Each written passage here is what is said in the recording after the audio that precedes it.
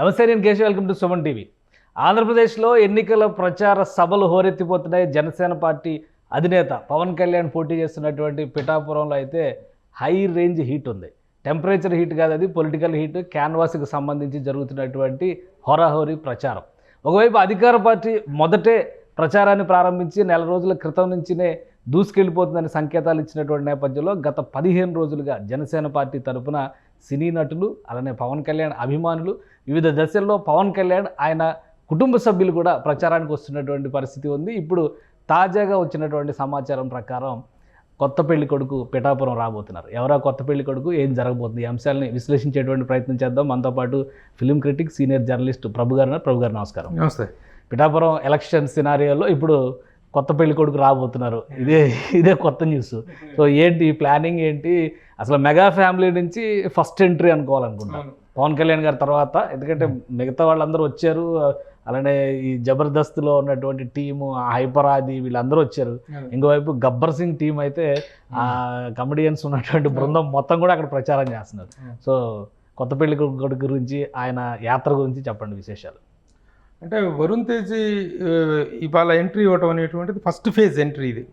ఇది first phase తర్వాత ఇప్పుడు ఒక 1 డే రేపు ప్రచారం చేసిన తర్వాత మళ్ళీ ఇంకొక second phase and third phase ప్రచారం కూడా ఉండే అవకాశం ఉంది. అంటే ఈ 15 రోజులు అంటే ఆల్మోస్ట్ 14 రోజులు ఉన్నాయి. 14 రోజులు ఉంది. 14 రోజులు ఇంకొక ఫేజ్ కూడా ఉండే అవకాశం ఉంది ఇప్పుడు వెళ్ళేటువంటి ప్రచారం. కాబట్టి ఇప్పుడు రేపు మాత్రం ఒక్కరోజు మాత్రమే పిఠాపురం నియోజకవర్గంలోని కీలకమైనటువంటి ప్రాంతాల్లో రోడ్ షో చేసేటువంటి అవకాశం కనిపిస్తుంది. ఆ వివరాలు కూడా వాళ్ళు ఒక లెటర్ ద్వారా, జనసేన పార్టీ కార్యాలయం నుంచి వచ్చినటువంటి ఒక అఫీషియల్ లెటర్ ద్వారా అనౌన్స్ చేయడం జరిగింది.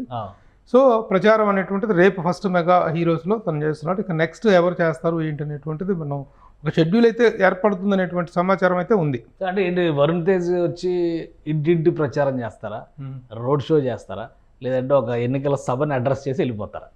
ఇంటింటి ప్రచారం చేసే అవకాశం తక్కువ. ఎందుకంటే ఇంటింటి ప్రచారం చేయడం, ముఖ్యంగా స్టార్స్ని పెట్టుకొని ఇంటింటి ప్రచారం చేయడం అనేటువంటిది పవన్ కళ్యాణ్ గారు చేశారు కదా. ఇంటి ప్రచారం అది ఎంత కష్టపడ్డాడు దాని గురించి. తను చేయటం అనేటువంటి దాని ఇంటింటి ప్రచారం చేయటం వల్ల పవన్ కళ్యాణ్ లాంటి ఒక పాపులర్ స్టార్ కానీ ఫిలిం స్టార్స్ ఎవరైనా సరే ఇంటింటి ప్రచారం చేయటం అనేటువంటిది మాత్రం ఉన్నటువంటి పరిస్థితుల్లో ఫస్ట్ ఈ పాపులారిటీ అనేటువంటిదే ఒక విధంగా ఎంత వరమో అంత శాపం కూడా.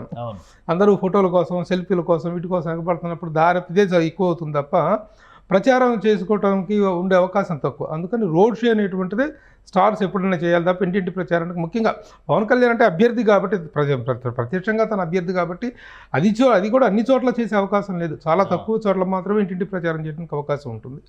తను రోడ్ షోలు మాత్రం చేస్తున్నాడు. మధ్యాహ్నం 3 గంటల నుంచి ప్రారంభమయ్యేటువంటి రోడ్ షోలు సాయంత్రం 7-8 దాకా 9 దాకా కూడా రోడ్ షో అనేటువంటి జరుగుతుంది.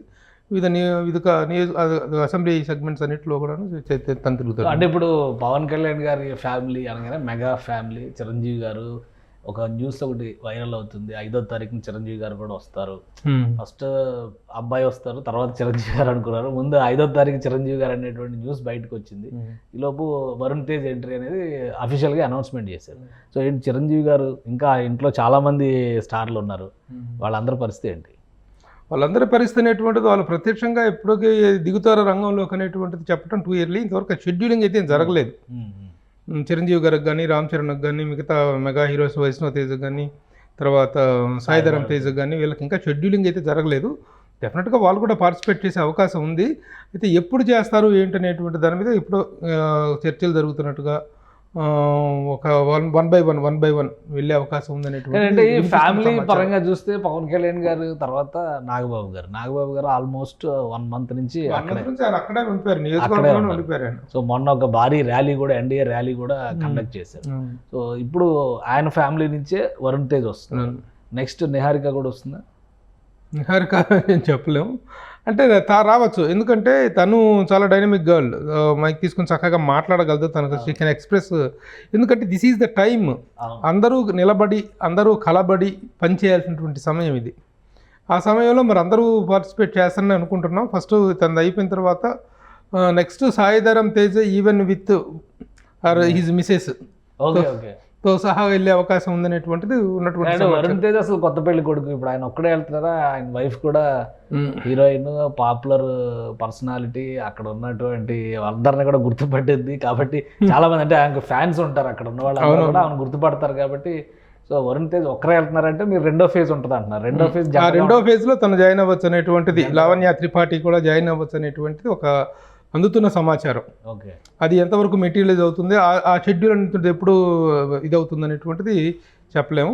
బట్ సెకండ్ ఫేజ్లో మాత్రం లావణ్య త్రిపాఠి కూడా జాయిన్ అయ్యే అవకాశం ఉందనేటువంటిది వస్తున్న సమాచారం. ఇప్పటికే పిఠాపురం నుంచి వస్తున్న గ్రౌండ్ రిపోర్ట్స్ చాలా వరకు అంటే సర్వేలు ఎలాగో చేస్తున్నారు, మేజర్ రిపోర్ట్స్ చెప్తున్నటువంటి మాట పవన్ కళ్యాణ్ గారు గెలుస్తున్నారు అని. సో పవన్ కళ్యాణ్ గారు గెలుస్తున్నారు కాబట్టి వీళ్ళందరూ ప్రచారానికి వస్తున్నారా, లేదంటే ఆయన గెలిపించడం కోసం వెళ్తున్నారా, అది కూడా డౌట్. ఇది చాలా crucial time and crucial question to answer. ఇప్పుడు ఆయన ఆల్రెడీ 10 సంవత్సరాల నుంచి ఈ రణరంగంలో యుద్ధక్షేత్రంలో ఉన్నారు. తను 2 చోట్ల ఓడిపోయినప్పటికీ కూడా 2019 ఎలక్షన్స్లో ఏమాత్రం తను వెనుకంజ వేయకుండా మాట తప్పడు మడమ తిప్పడు అనేటువంటిది తనకు వర్తింపజేసుకుంటూ తను నిజంగా మడమ తిప్పకుండా తను మళ్ళీ ఎన్నికల బరిలో నిలబడటం అనేటువంటిది ఈ రోజున అక్కడ ఏర్పడినటువంటి కూటమి ఏర్పాటు విషయంలో కానీ తను చేసినటువంటి ఫైట్. జగన్ అనేటువంటి వ్యక్తి వైఎస్ఆర్సీపీ అనేటువంటిది అధికారంలోకి రాకూడదు అనేటువంటి ఏకైక లక్ష్యం. తను అధికారంలోకి రావాలా, తను ఏదైనా పదవిని చేపట్టాలా అనేటువంటి దానికంటే కూడాను ఈ నో జగన్ ఆంధ్రప్రదేశ్ అనేటువంటిదే తన లక్ష్యంగా తను ఓపెన్గా డిక్లేర్ చేసి మరీ వెళ్ళాడు. వెళ్ళాడు కాబట్టి తను ఫైట్ చేస్తున్నాడు. విజయావకాశాలు ఆల్రెడీ పూర్తి స్థాయిలో ఉన్నాయి. ఆ విజయానికి ఒక చిన్న చేయూత, ఆ విజయానికి ఒక చిన్న సపోర్టు, ఆ విజయానికి ఒక చిన్న ఎంకరేజ్మెంట్ అనే పాయింట్ ఆఫ్ వ్యూలోనే మెగా ఫ్యామిలీ మొత్తం పార్టిసిపేట్ చేస్తారు అనేటువంటిది అభిప్రాయంగా ఉంది తప్ప గెలిపించడం కోసం కాదు, గెలుస్తున్న వాడికి సపోర్ట్గా వెళ్ళటం అనేటువంటిది, అంటే వీళ్ళు వెళ్ళటం వల్ల ఆయన గెలిచాడా అనేటువంటిది ఇట్ ఇస్ 1000. రాజకీయంగా ఇంకోటి కూడా చిరంజీవి గారు చాలా రోజుల నుంచి రాజకీయాలు మాట్లాడట్లేదు అన్నారు. కానీ మొన్న సీఎం రమేష్ అండ్ పంచకర్ల రమేష్ బాబుకి సంబంధించి చాలా కాలం తర్వాత నేను మాట్లాడాల్సి వస్తుంది అన్నారు. తర్వాత 5 కోట్ల రూపాయలు విరాళం ఇచ్చిన సందర్భంలో కూడా నా తమ్ముడు వల్లనే నేను రాజకీయాల గురించి ఆలోచించడం మొదలు పెట్టానని ఇంకో మాట అన్నారు. సో ఇవన్నీ చూస్తుంటే ఆయన బయటకు వచ్చి క్యాంపెయిన్ చేయడానికి అంతా సానుకూల వాతావరణం ఉంది. క్యాంపెయిన్ చేయడానికి ప్రత్యేకించి ఈయన ఒక షెడ్యూల్ అంటూ వేసుకొని వెళ్తారు చిరంజీవి గారు అనేటువంటిది మనం చెప్పలేం. కానీ ప్రధానమంత్రి మోడీ గారు వచ్చిన సమయంలో ఆయనతో పాటు చిరంజీవి గారు కూడా దాంట్లో పార్టిసిపేట్ చేసే అవకాశాలు ఉన్నాయి. అది it is not in support with కూటమి అనేటువంటి దానికి సపోర్టు రాజకీయపరమైనటువంటి సమీకరణలో భాగంగా కాకుండా ప్రధాని వచ్చినప్పుడు ప్రధాని గారికి ఆయనకి ఉన్నటువంటి సాన్నిహిత్యం దృష్ట్యా హీ మే అకంపెనీ ఆ ప్రచారంలో ఆ ఇదిలో మోడీ గారి సభల్లో తన ఆహ్వానం అందితే he may appear over there not in the political interest కంటే కూడాను మోడీ గారితో ఉన్నటువంటి ఆ సాన్నిహిత్యం నేపథ్యంలో అటెండ్ అయ్యే అవకాశం ఉందనేటువంటి మాట కూడా వినిపిస్తుంది. ఎందుకు చిరంజీవి గారు రాజకీయంగా ఉన్న మళ్ళీ అంటే ఇప్పుడు మాట్లాడితే రేపు ఒకవేళ వేరే గవర్నమెంట్ వస్తే ఇబ్బంది అయింది అనేటువంటి భయాలు లేదా వ్యాపారాలు ఇవన్నీ ఉండడం మనకి ఎందుకు ఈ గోలంతా రాజకీయాల గోల మనకి ప్రశాంతంగా ఇవి చేసుకుందాం అనుకోలేదు. అలాంటి గొడవే ఉన్నట్టయితే ఆ రోజున పార్టీయే పెట్టేవాళ్ళు కదా. మనం రాజకీయాల్లోకి వెళ్తే మన వ్యాపారాలు మన సినిమాలు మనవి దెబ్బతింటే అనుకుంటే ఆ రోజున పార్టీ పెట్టేవాళ్ళు కాదు. అంత ఇది జరిగి ఉండేది కాదు. ఒక 10-12 సంవత్సరాల రాజకీయ ప్రస్థానం అంటూ ఉండేది కాదు చిరంజీవి గారికి. ఆ భయం అనేటువంటిది కాదు. కానీ యాక్చువల్గా రాజకీయ పరంగా ఆయనకు వచ్చినటువంటి రిజల్ట్ అనేటువంటిది అంత సంతృప్తికరంగా లేకపోవటం, తర్వాత ఆ కారణంగానే ఆయన వేగా ఉన్నారు తప్ప రాజకీయాల పట్ల విముఖత, రాజకీయాల పట్ల అనాసక్తి, రాజకీయాల నుంచి డిటాచ్మెంట్ అనేటువంటిది ఉందని అనుకోవటానికి లేదు. ఇప్పుడు అందుట్లో తను తమ్ముడు ఇచ్చేస్తున్న సందర్భంగా 5 కోట్ల రూపాయలు తను విరాళం ఇవ్వటం అనేటువంటిది ఒక పరోక్ష సంకేతంగానే చెప్పుకోవాలి.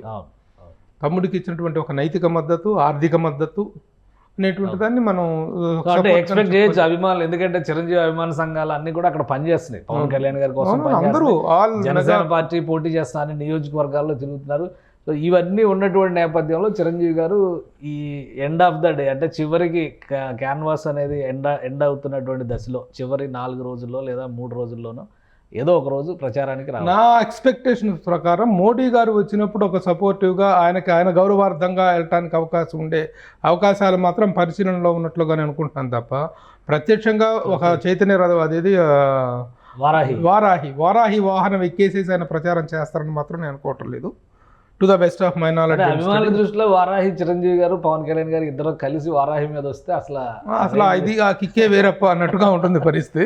కానీ అలా జరుగుతుందని అనుకోవట్లేదు. ఎందుకంటే సపోర్ట్ తమ్ముడి తాలూకు వెల్ఫేర్ని, తమ్ముడి తాలూకు బెస్ట్ రిజల్ట్ నేను ఎక్స్పెక్ట్ చేస్తూ ఉండటం వేరును డైరెక్ట్గా ప్రచారంలో పాల్గొనడం అనేటువంటిది ఆయన ప్రత్యక్షంగా కాకపోతే పరోక్షంగా 5 కోట్లు ఇవ్వటం ద్వారా కానీ తన తమ్ముడిని ఒక ఉన్నత స్థానంలో చూడాలనేటువంటి ఒక ఆకాంక్షను వ్యక్తం చేయడం ద్వారా కానీ ఆయన సపోర్ట్ అనేది ఉందనేటువంటిది స్పష్టంగా ఉంది.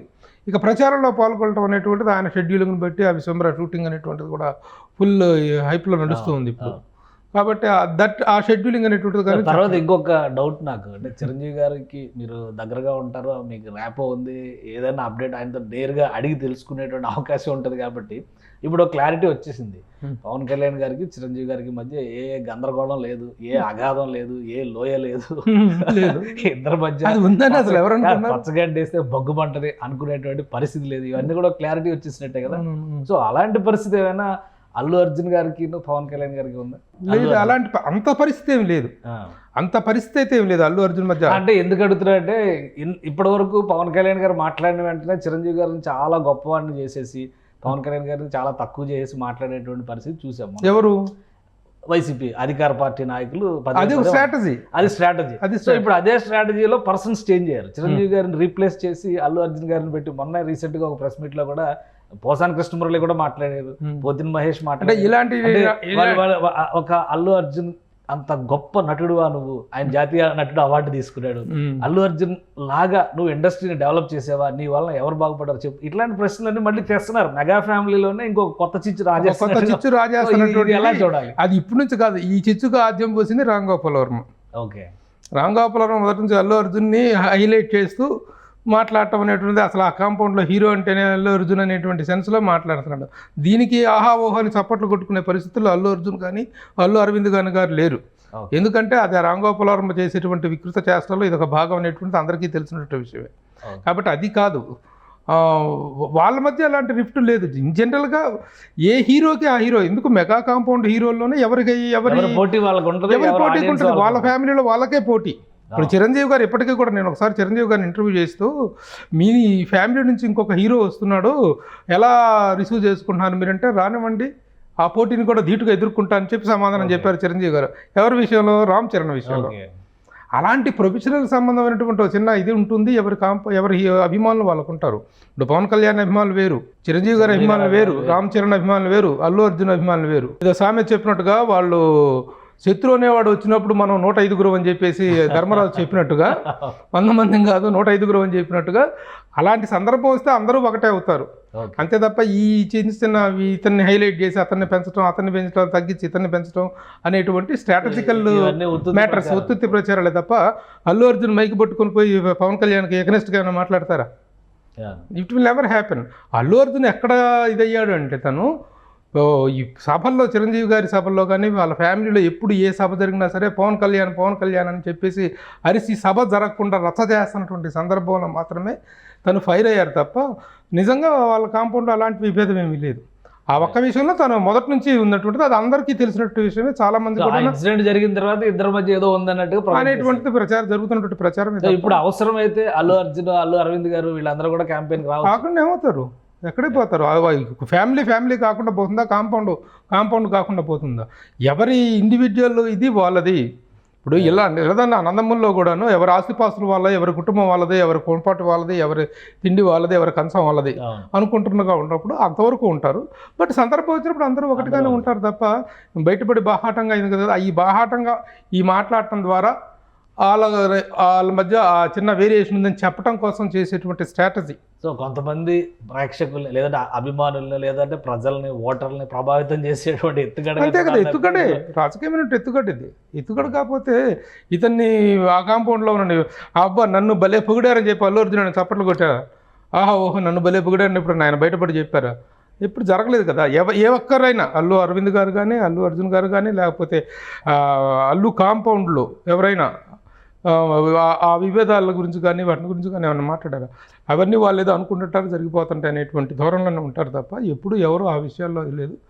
అల్లు ఆ సందర్భం వస్తే, అవసరం వస్తే అందరూ ఒకటే. మెగా కాంపౌండ్ అందరూ ఒకటిగా ఉన్నారు.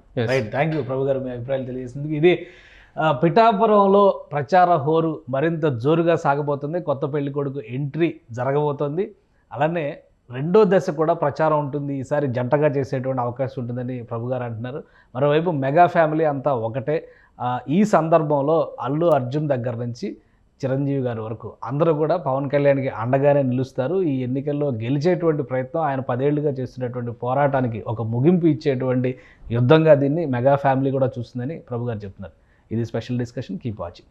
సుమన్ టీవీలో మీ పర్సనల్ అండ్ బిజినెస్ ప్రమోషన్స్ కోసం కింది నెంబర్కి కాంటాక్ట్ చేయండి.